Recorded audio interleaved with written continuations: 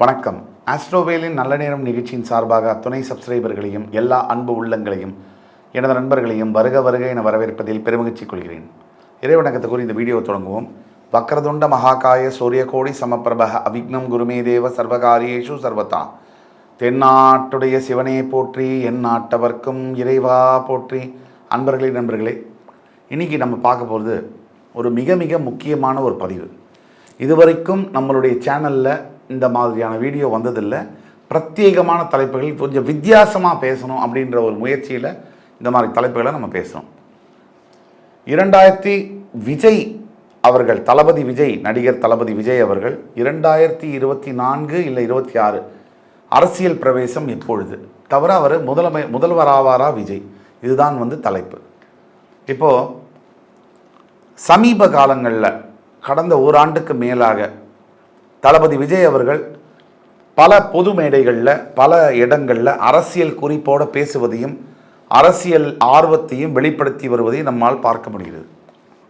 இதற்கு முன்னாடியே பல ஆண்டுகளாக விஜய் மக்கள் இயக்கம் என்பதை ஒன்று உருவாக்கி பல தொண்டுகளை செய்து வருகிறார்கள். இதில் எந்த ஒரு விதமான சந்தேகமும் இல்லை. இன்றைக்கி தமிழ்நாட்டில் அவருக்கு நிறைய ஃபாலோவர்ஸ் இருக்காங்க. அவர் ஒரு உச்சபட்ச நடிகராக இருக்கிறார் என்பதில் ஐயப்பாடில்லை. ஆனால் அரசியல் என்பது, இவரால் அரசியலில் நடிப்புத் துறையில் எவ்வளோ சாதிச்சாரோ அதே அளவுக்கு அரசியலில் சாதிக்க முடியுமா, அதை பற்றி தான் பேச்சு. சினிமா துறை மற்றும் சினிமா துறையில் உள்ள பல இதிலேருந்து நிறைய பேர் இங்கே இருக்கக்கூடிய 3 முதலமைச்சர்கள் 4 முதலமைச்சர்கள் தமிழ்நாட்டை ஆண்டவர்கள் யாருன்னு பார்த்தோம்னா எல்லோருமே சினிமா துறையிலேருந்து வந்தாங்க. ஏன் பேரறிஞர் அண்ணா ஆரம்பித்து, மு கருணாநிதி கலைஞர் அவர் ஆரம்பித்து, புரட்சி தலைவர் எம்ஜிஆர் ஆரம்பித்து, புரட்சி தலைவி ஜெயலலிதா அம்மா ஆரம்பித்து, எல்லாருமே சினிமா துறையில் ஆரம்பித்து தான் அரசியலுக்கு மிகப்பெரிய ஆளுமைகளாக உருவெடுத்து இந்த தமிழகத்தை ஆண்டார்கள். அப்படியெல்லாம் ஒரு பக்கம் இருக்கும்போது மறுபடி இப்போ காலத்தின் பரிணாமம் மாறி மிகப்பெரிய அளவில் வளர்ச்சி கண்டிருக்கக்கூடிய இந்த நேரத்தில், டிஜிட்டல் யுகம் என்று சொல்லக்கூடிய இந்த நேரத்தில், இப்போ சூப்பர் ஸ்டார் ரஜினிகாந்த் என்பவர் அரசியல் தன்னுடைய ஆர்வத்தை வெளிப்படுத்தினார். பல ஆண்டுகளுக்கு பிறகு கட்சி தொடங்கினார்.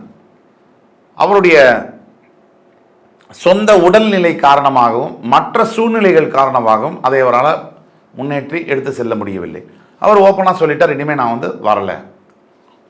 அடுத்தபடியாக தளபதி விஜய் என்பவர் கிட்டத்தட்ட மோர் தென் 30 வருடங்களுக்கு மேலாக தமிழக மக்களை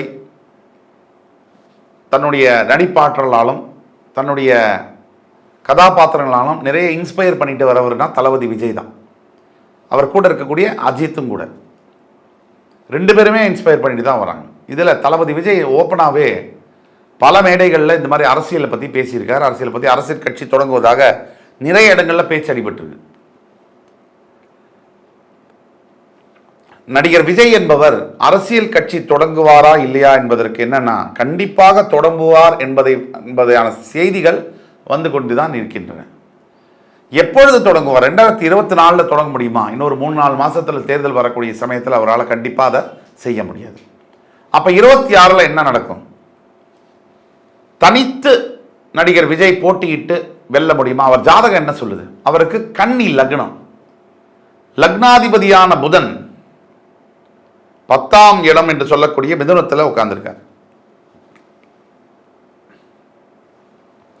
இந்த கன்னி லக்னத்தை உடைய இந்த விஜய் அவர் ரொம்ப நிதானம்னா, கன்னி லக்னத்துக்கு ஆல்ரெடி நிதானம் உண்டு, அதிகமாக பேசாமல் இருக்கக்கூடிய தன்மை உண்டு. எதுலேயுமே அழுவுற மீனில் நழுவுற மீன்னா, நழுவுற மீனில் கழுவுற மீன்னா எல்லாத்தையும் தப்பிச்சு எதிர்நீச்சல் போடக்கூடிய தன்மை அவர்களுக்கு இயற்கையாகவே இருக்கும். அதை நம்ம நடிகர் விஜய் கிட்ட பார்த்துருக்கோம்.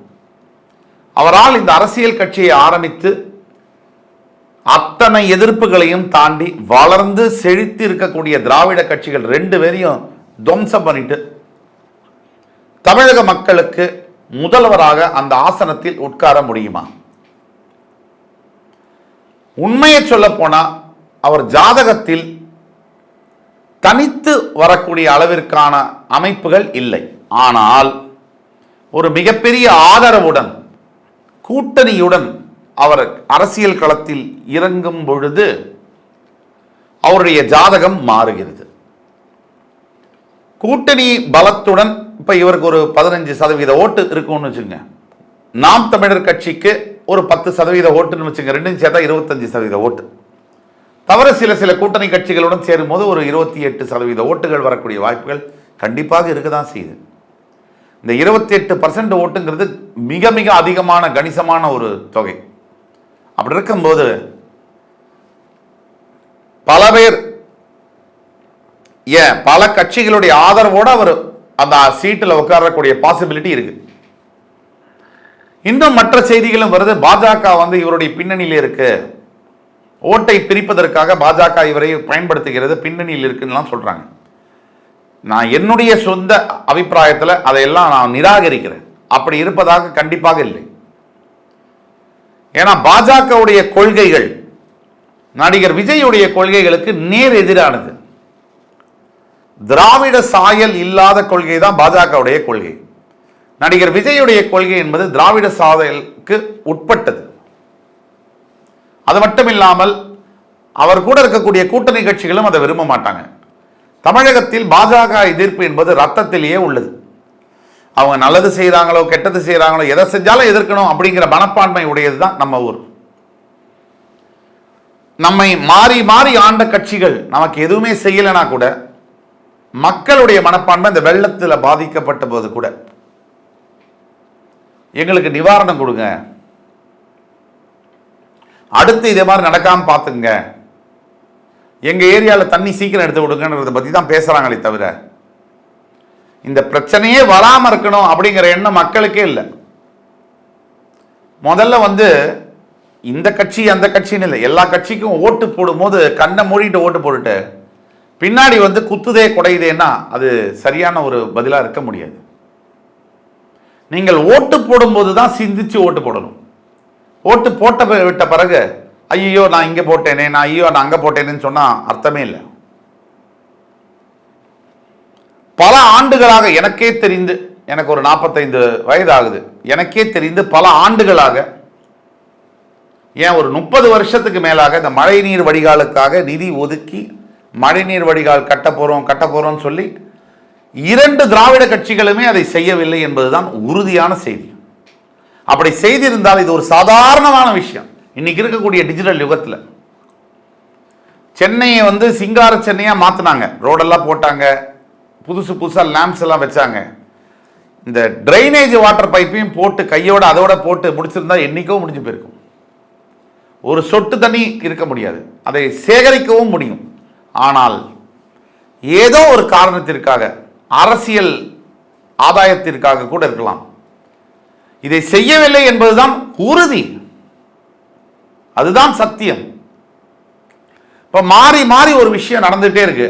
மறுபடி மக்கள் நீங்க மாறி மாறி உங்களுடைய வாக்குகளை அவர்களுக்கே செலுத்தும் பொழுது இந்த பிரச்சனையை நீங்கள் ஒத்துக்கொள்கிறீர்கள் என்றுதான் அர்த்தம். இதற்கு மாற்று வர வேண்டும் என்றால் யாராவது வேற ஒருத்தருக்கு சான்ஸ் கொடுத்து தான் ஆகணும். இல்லைன்னா எப்படி மாறுதல் வரும்? வர முடியாது. புதிதாக வரக்கூடியவர்களுக்கு நீங்க சீமானுக்கு கொடுத்தாலும் சரி, அண்ணாமலைக்கு கொடுத்தாலும் சரி, யாராவது ஒருத்தருக்கு புதிய ஆளுக்கு ஒரு வாய்ப்பை கொடுக்கணும். நீங்க அப்படி கொடுக்கும்போது தான் மாறுதல்கள் என்பது நிகழும். தளபதி விஜய் நிற்கிறாருன்னா அவருக்கு கூட உங்களுடைய வாக்கு உங்களுக்கு பிடித்திருக்குன்னு சொன்னா கொடுக்கணும். ஏன்னா மறுபடி அதே கட்சிகளுக்கு 70 ஆண்டுகளாக நீங்கள் வாக்களித்து மாற்றங்கள் இல்லை. மாற்றங்கள் வர வேண்டும் என்றால் புதிய ரத்தத்தை பாய்ச்ச வேண்டும், புதிய வரக்கூடிய இளைஞர்களை ஆதரிக்க வேண்டும், யங் பிளட்டை நீங்க சப்போர்ட் பண்ணணும். ஜாதக ரீதியாக தளபதி விஜய்க்கு முதல்வர் சீட்டில் தனிச்சு உட்காரக்கூடிய யோகம் சற்று கடினமாக இருந்தாலும், ஆனால் ஒரு சில கூட்டணிகளோடு அவர் உட்காரும் போது அவர் முதல்வர் ஆகுவதை யாராலும் தடுக்க முடியாது. அதே மாதிரியான அளவிற்கு அண்ணாமலை ஜாதகத்திலும் யோகம் இருக்கிறது. முதல்வர் ஆசனத்தில் உட்காரும் யோகம் அண்ணாமலைக்கு சற்று அதிகமாகவே இருக்கிறது. அதனால யாரு உட்கார்ந்தா என்ன? யாராவது படித்த நபர் மக்களுக்கு நல்லது செய்யணும்னு நினைக்கிறவங்க உட்கார்ந்தா நல்லது தானே. அது விஜயா இருந்தானே அண்ணாமலையா இருந்தானே, யார் பதவியில் உட்கார்ந்தாலும் மக்களுக்கு நல்லது செய்ய வேண்டும் என்பதுதான் நம்மளோட வேண்டுகோள். ஏன் தற்பொழுது முதல்வருடைய மகனான உதயநிதி ஸ்டாலின் இருக்கார் இல்லையா அமைச்சர், அவருக்கும் அந்த யோகம் இருக்கு. இப்படி யோகங்கள் இருந்தாலும் கூட இயற்கையுடைய ஆச்சரியம் என்னன்னா, அடுத்து நடக்கக்கூடிய அரசியல் நகர்வுகள் மற்றும் முக்கியமான நிகழ்வுகள் இது ரெண்டையும் பொறுத்து தான் யார் அடுத்த களத்தில் ஆட்சியை பிடிப்பார்கள், ஆசனத்தில் அமர்வார்கள் என்பதை பற்றி சொல்ல முடியும்.